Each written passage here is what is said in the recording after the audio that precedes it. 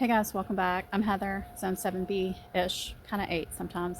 So for today's video, it's going to be a garden tour of what things look like right now in this moment before first frost. It is quickly approaching. I've got 2, maybe 3 days max to do about 500 different things. I'm going to put down on the screen here what this video is going to focus on, what area of my property. So I'll probably break the garden tour into maybe 2 or 3 videos, but I'm glad you're here. I hope we both find this therapeutic. It's very sad right now, right, to go into first frost. So I want to just capture the way things are right now at this moment. We're early November. I think it's like November 7th. It might be the 8th today. I haven't even looked at the calendar yet. I'm just got dressed, ran out here to get busy. All right, well, let's get started. Let's start over here in the far corner of the backyard.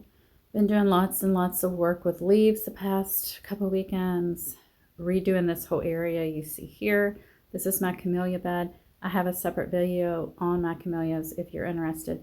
Worked on this section here in front of the house last weekend because we were having some issue with drainage and I just needed to fix that area up. This is the deck. You can see my latte petunia there hanging from a pot. I have been working to get some winter rye growing in some of the bare spots in my backyard. This is a temporary solution. So early next spring, we will put down grass seed where we planted the winter rye. So it can take over as the winter rye dies off. But it's going to add really good structure to a lot of eroded areas that I have in my backyard. So this little bed I worked on a few weeks ago with the hydrangeas. I've got some arugula in that pot. I've got some beautiful bright green carrots down there. That soaks up a lot of water. And we did have pooling water in this area until the carrots was planted. Back over in the camellia area, I'm just showing you one that is blooming right now. This one is also, this is Yuletide with the red flower and the yellow center. I expect we'll have more flowers opening as the weeks progress. And I did get that deck box moved. That was a big job for me to get done, even though it was simple. I also moved the whole fire pit area over and expanded this bed to include it. And that was a weekend job too. I got it done. Looks so much better. And here is another camellia that has had these blossoms opened for weeks. I love this camellia. And then my center bed here is where I grew a bunch of bush beans this summer and impatiens together. And there's also calendula over there as well. And you can see my hydrangea is getting ready to go into winter. I'm kind of using this whole area here in front of the deck as like a mess zone, right? To get organized, decluttered, gathering up different bamboo supports. And if you do watch that hydrangea video, I do have some of those cuttings that did root, in case you were curious. So peek at the deck there. Over here in front of the deck on the lower part, I've got my woodland phlox that is getting ready. It'll bloom really late February. It'll be so pretty. I planted a perennial geranium in front of the deck area. That area wasn't really productive, so I decided to try something other than pansies there. And here we are back at the center bed. You can see the calendula. I should get some flowers here within the next month or so, 2 months.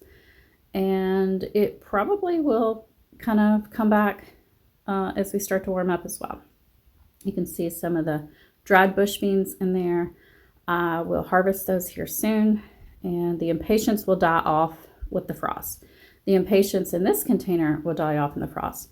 Also have some perennial geranium in there. This is polka dotted plant that you're looking at. That will also die off with the first frost. I may put a few pansies in this container or not. Yeah, so you can see other areas where I planted the winter rye. And I will give you an editing hint since I know I did get germination. It took 9 to 10 days though. I was getting really frustrated, but finally, it all started to germinate. I was so relieved. These containers hold my raspberries. I have a few in the ground as well. This bed is for blackberries. I took care of that already. It should be ready to go come spring. And this bed I worked on probably 5-6 weeks ago. And then I also transplanted a bunch of coneflower over here and some more of the columbine. They're all tucked away there under the leaves for winter. various things in those pots. You can check out that video if you want more in depth. And there's my forsythia in the background. It will bloom really, really early in the spring, late winter. Lilac in a pot. And then here we are back to the center bed, the other side of it. This is Mexican petunia. It will die back. And here in my zone 7B/8, it will come back. But all of the above ground will die off here with the first frost. Got a lot of strawberries in this bed. I haven't completed working on this bed yet, but I may actually move all of the strawberries. I had a big weed problem in this bed, the smartweed, which is invasive. I may have to think about what I need to do. And then this bed by the other far fence has a bunch of shade type things. We've got corabells, we've got purple coneflower, what else? Ferns. And this is kind of like a woodland strawberry. It's called alpine strawberry. It will take shade, some shade. And I've got my beautiful hydrangea there that, you know, doesn't look pretty now. And then we've got a coneflower, and we've got our tea olive bushes. And this tomato, this just needs to go, obviously.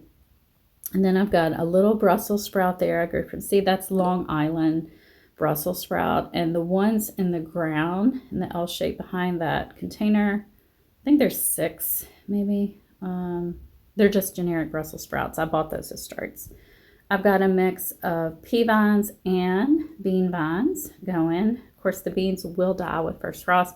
The peas may hang on for a bit, and they may overwinter. Some years my peas will actually overwinter. It depends on your growing zone. It might be best for you just to start a spring round, but I can get really early peas if I overwinter them. I also have beet seeds down in this bed. I do have some germination. You can see I've got some basil in with my perennial geranium. It will die, the basil will, with first frost. And look at these beautiful bean blossoms that are not going to have a chance.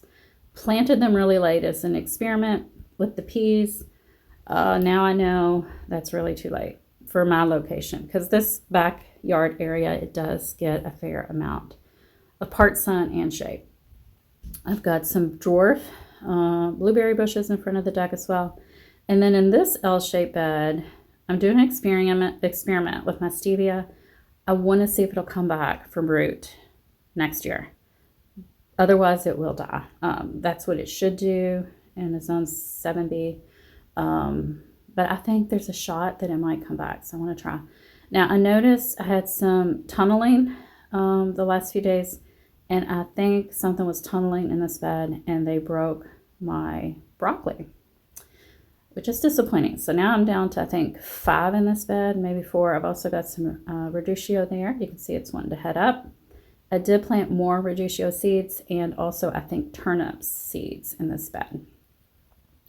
And now we're having another peek at the lower deck. I talked about all my green stalks in a separate video because I like to go more in depth with those. So I'm not going to talk about them. Here is a beautiful rose that just took really well to a trimming. I gave it about 6 weeks ago, and it's really looking way too lush to go into winter. Celosia here, that was a volunteer. I'm just going to cut it down at the base, but I am going to take these flower blossoms and see if there's any viable seeds. It's not really dry enough for seed collecting, but let's just take a chance and see what happens. There's some lavender in the pot to the left of that as well. And here is some volunteer ice plants. I have to protect them though, because the squirrels have been digging in that pot over and over, and they love to dig up ice plant for some reason. I have no idea why. A few more things here on the deck. These pretty little pansies. They look purple on the screen, but they're actually more of a blue tone. Fern is going to look a little rough during the winter, and everything in that pot will kind of die back a wee bit. Some more celosia here. It's not ready for seed collecting. It was a really beautiful variety I grew from seed. I think it's called Ember something, maybe Ember Flame. Really pretty. All of these Gerber daisies, I don't have room in the house, so they're just going to pass as we go into winter. I've got lots of parsley out here. I could go ahead and get some harvested. All the peppers from this pepper plant need to get cut off before first frost.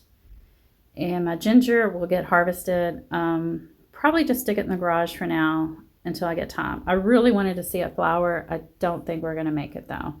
All of these pansies need to get put somewhere before we get that frost. And then basically in these back containers is more parsley. And then I've got my Mexican petunia I grew in a container. It did flower. It was so pretty. I love looking at it from my kitchen window.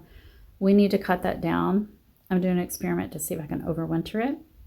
Some more blue pansies with arugula in the same pot. And you can see they did germinate. They're growing. Arugula is hard for me to grow with it, a temperature range. So usually by mid-February it's bolting. It's kind of a fall winter item for me. This pansy will be going in as an indoor house plant. It's not a pansy, it's petunia. Yes, but there is a pansy right there in that other pot. And I've got my beautiful impatient here. It's going to have to go. It'll be a big pile of mush after first frost. And in this bed we've got bok choys, and we've got tons of celery seedlings. I never did thin it yet, but I need to. And this plant, this is dragon fruit. It needs to get trimmed and go into the house.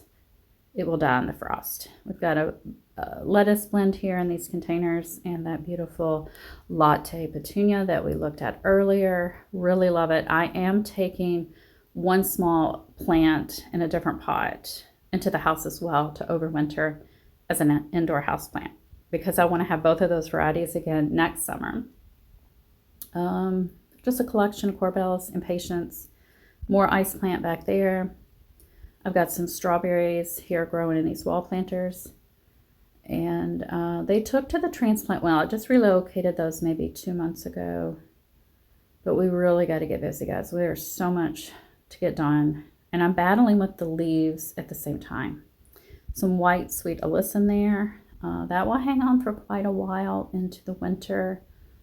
It's kind of a cold hardy plant, but it can be killed off eventually. I do have some Brussels sprouts that I started myself in these containers. These are Catskill Brussels. They're going to have to overwinter and put on their growth come late winter, early spring.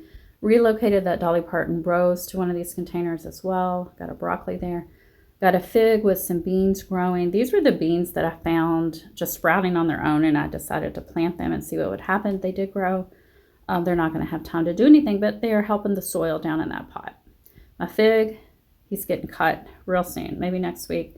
We're going to make a bunch of cuttings to have a bunch of new plants for either giving away, selling, or when we relocate, I'll have a bunch of figs.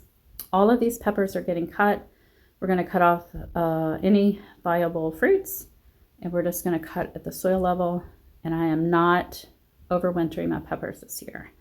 I debated it for weeks, and I've decided not this year. But if you're interested on how to overwinter your peppers, I have a whole playlist on my channel. And I do have dill growing in with those Brussels sprouts as well. I don't know if you noticed the little sprouts. So this holy basil, it needs to get cut at the soil level, composted. This Blue Girl Rose looks like it's ready for winter. It doesn't even have any leaves right now, which is great. That's a good state to go into, winter for a rose. I need to get those planted as well. Those are stone crop sedum. I have little bitty seedlings of spinach in these containers, and they have been growing pretty well. Have to keep them protected, of course, from the squirrels. Tonto is enjoying the cool weather to come. And this rose was the one I got on clearance. This is a David Austin rose, regular, I think it was $69. I got it for $20, $19.99. Great deal. Some more sweet alyssum down in that pot. And these are some of my kills that are growing really well. And then I had put some seeds down for some Swiss chard to grow along with it. And they are doing pretty well as well. And this bed here is going to get revamped. I'm going to dig up the whole thing on the right, put down some hardware cloth, and put all the soil back before I plant anything. I'm going to make like a cold frame there. Here's another look at the fragrant tea olive shrubs. These are evergreen for me here. They grow pretty quickly. They make a great screening, and they smell really, really nice when they're blooming. Another look at the mess of this bed. Yeah, that is going to be a big project. I am not looking forward to it. And then before first frost, I need to pick all of these poblanos. I made a deal with my neighbor and I said, I will give you all from this picking. This will be my last picking of these plants. They grew really well in this bed, which surprised me because this is a real low part sun bed on this corner.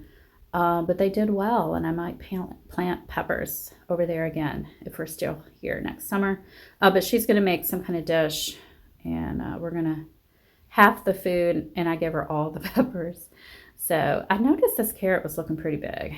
So I thought, let's pull it, and we got this nice little chunky guy. I mean, he was pretty fat. And I was really happy to see that because during summer, one night, 2 nights, something came into my yard and they pulled the carrots. They pulled them and they ate them. I had a whole lush bed of this variety of carrots and they just plucked them over 1-2 nights and I was left with hardly any. It was really sad. I still don't know what or who did that. I'm thinking maybe it could have been a deer, something that could pull, strong enough to pull. So the walkway here is looking great. I've got these pansies I just purchased. We're going to switch out the impatiens that are currently in the pot. Remember, they're going to die with first frost, but the pansies actually will probably last all winter. And all the impatiens here mixed in with the corbels, we'll just leave them, let them compost in place. I also have some forget-me-nots in here. And this pot as well, we'll cut out that impatient and we'll put in the pansy. And other than that, well, I got this new corbel. I love it. It is so, so beautiful. And it looks really pretty with the dark one I got last fall on clearance, both on clearance. And so the walkway here, looking good. The raised bed area, that's going to be a separate video because this feels very long to me already. And I think this is about where I'm going to end this video. And then we'll pick back up and start with the raised bed and some of my food production areas for the next garden tour. But you got to see the whole backyard.